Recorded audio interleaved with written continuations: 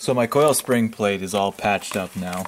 I actually got this patched up a couple days ago. I just haven't had time to make a follow-up video on it, but it got patched. When I took it in, my guy told me that, yeah, I was never, I mean, it wasn't good, but it looked a lot worse than it really was. And there was no way, even if I hit a bump going fast or something, there was probably no way that it was going to get dislodged or I'd have an accident or something. It did need to be replaced, but it just wasn't. I'd been driving slow all week. I'm talking like 20 miles an hour on back roads, like 40 max on the highway. So I was taking things real slow, real easy, and just to be safe, you know what I mean? But no, it's all set now. I had a whole new piece. Apparently these are pretty hard to get now. They don't make them anymore. This one was ordered from Rubicon Express. It was a replacement part for my year of TJ, and it's in there pretty good. It's actually, if we compare it to the other one, this compared to that right there, you can actually tell the difference that this is. And actually, he was telling me, this was something I couldn't believe. He was telling me that this doesn't look like a factory weld right here, along with down where my skid plate is. I got these right here. He also thought this didn't look factory, so he was thinking that it had been welded at some point, and I couldn't believe that because it didn't seem like this Jeep had ever been taken care of properly. Like I had this over here. This was like a really bad patch weld. This got patched up recently. There was a little hole sticking out here. It was really bad, so I couldn't believe it that this actually might have been welded at some point properly. So I couldn't believe it just because, you know, this Jeep has just been through a lot, and any fixes that were kind of done to it were done hash mash and not very well. So I was surprised to hear that. So that's just something kind of interesting that I now know about the Jeep. But no, it's in good shape now. It does look a little different, but actually it's kind of nice that that's like patched right there because crap can't get on the top and kind of corrode the top and just sit up there like a few things do, which is just kind of a bad design, but I guess what can you do? You learn from your mistakes. So these have held up pretty good right here. These welds I had a little while ago. The guy who did the weld for me right here welded on the spring plate.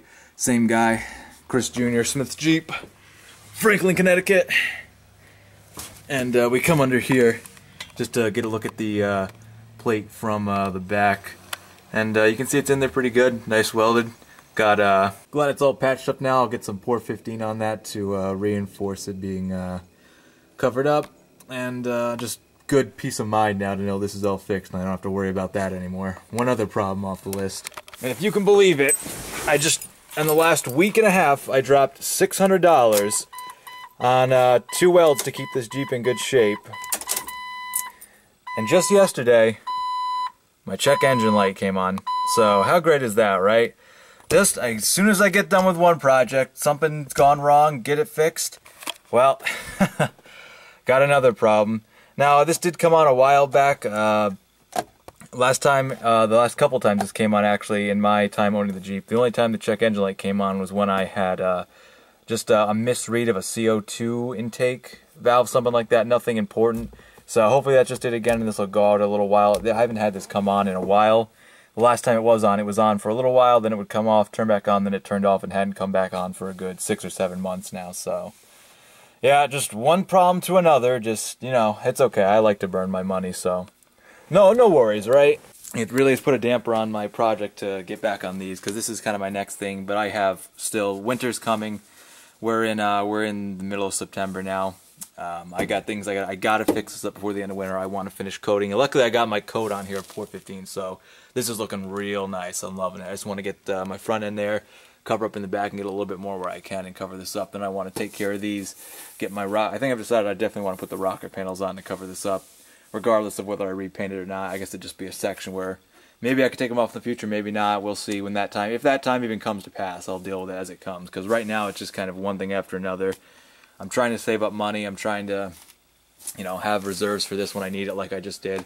But I want to get the flares back on, and that's kind of my project for next week. It's not going to happen this week, but hopefully next week. And I got stuff to do with my hardtop. Got plenty of things. I'll probably make a list of everything I want to get done before winter. But I took apart the Jeep. Didn't really take it apart, but I took apart all my organization here. I want to do a review on, pretty soon I should be expecting a review on the Smitty-built gear seat cover here, and my Smitty-built front bumper that I've had for a while, and I am ready to do a good solid review on these. I'm looking forward to doing that and letting you guys know what I thought about them and how well they've worked out for me. But yeah, I want to put this back together, reorganize the Jeep, and what I think I'm going to do, we're coming up on October, I'm going to have this Jeep for 2 years now. It'll be the longest I've had a vehicle for. And this Jeep has definitely been an experience with me. I wouldn't, regardless of how much money I might have lost on it or anything, I wouldn't go back on it for the world. It's been too much of a good learning experience and too much fun. Also, I scored this sweet little decal. Gotta keep it legal.